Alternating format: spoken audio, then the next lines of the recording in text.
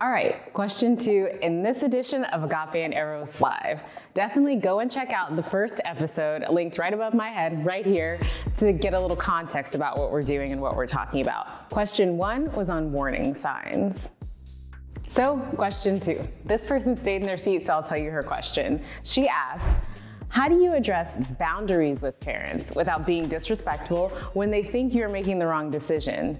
Definitely a tough one that doesn't get easier, so we'll hear from our experts. But before you do that, make sure to subscribe to Mac Studios and hit the bell icon to be notified with all of our new content, and check us out on social at Mac Studios UST. All right, let's hear about setting boundaries with parents.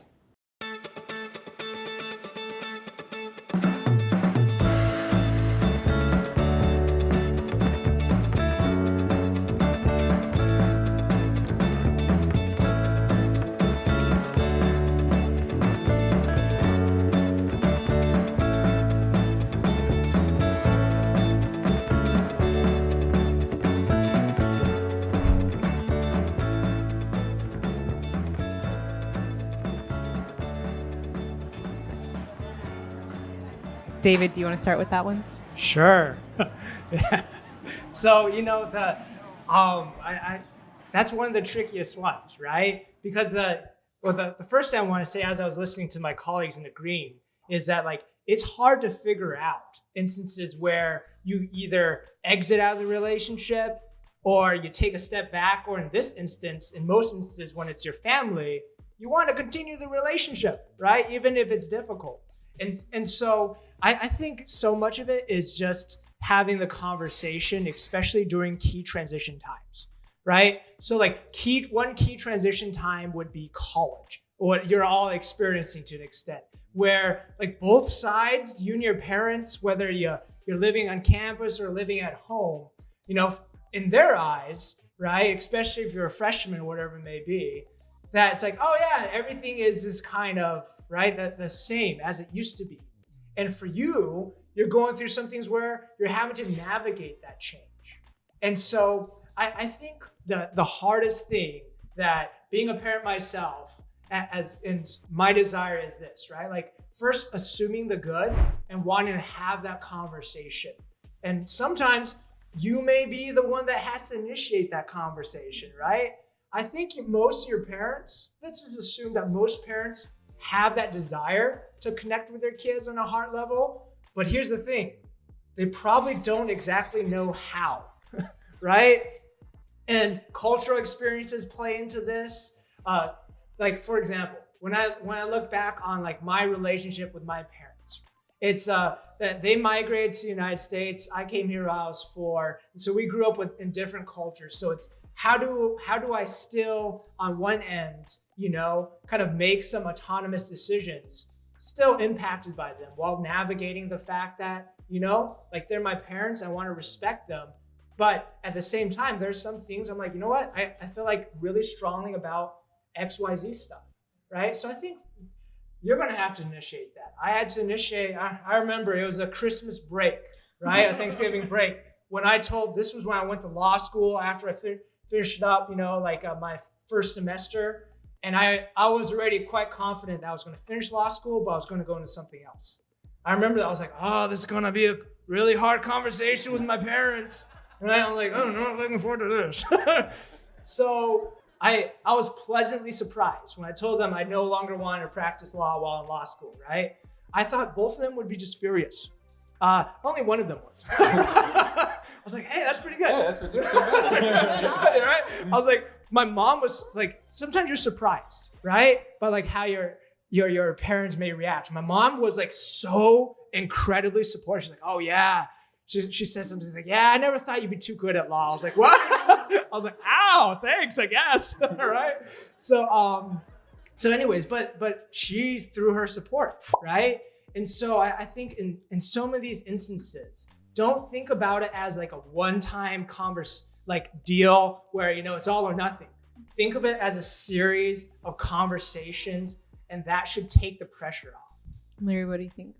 Are you in my head? I was going to say, Yes, I am. David is now a therapist. Like, plot twist. Well, I thought of going. but My second calling. but I love that. So the first thing I always tell couples when they're having a conversation or if they have difficulties with communications, and so this can also be generalized to other relationships, not just couples, is the first conversation or part of the conversation should be about understanding the other person's point of view, right? So mom says one thing and you have another thing. So it's not about solving the issue. It's not about critiquing the issue. It's about, this is where I'm coming from. This is how I feel. This is where I'm at. This is it, right? Oh, so it sounds like this. Is that right? Kind of. It's more like this because Mija, when we were growing up, and going to the story, right?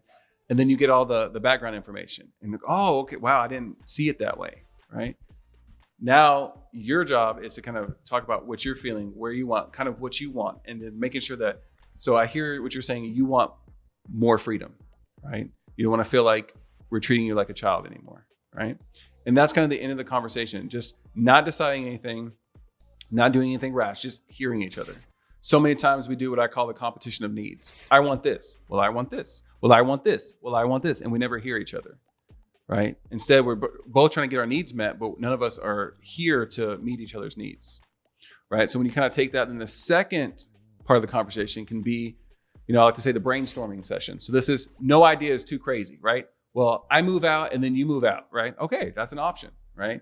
But you want to have all these different ideas. You want to really come up with different scenarios that could fit with whatever the issue is, right? And just really throw them out there. And then the next conversation, you may come in and you pick your two favorite, they pick their two favorite, you talk about it.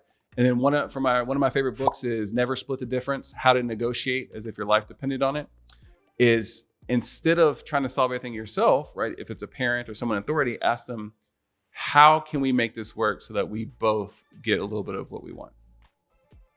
And Avanti, did you have anything to add to? Yeah, I mean, I feel like they covered everything that I would want to say. That's why I'm glad we went first. I know. I'm glad too. I'm so glad. But I mean, I feel like just to kind of reiterate that, like, right, my short answer is communication because they covered it so beautifully.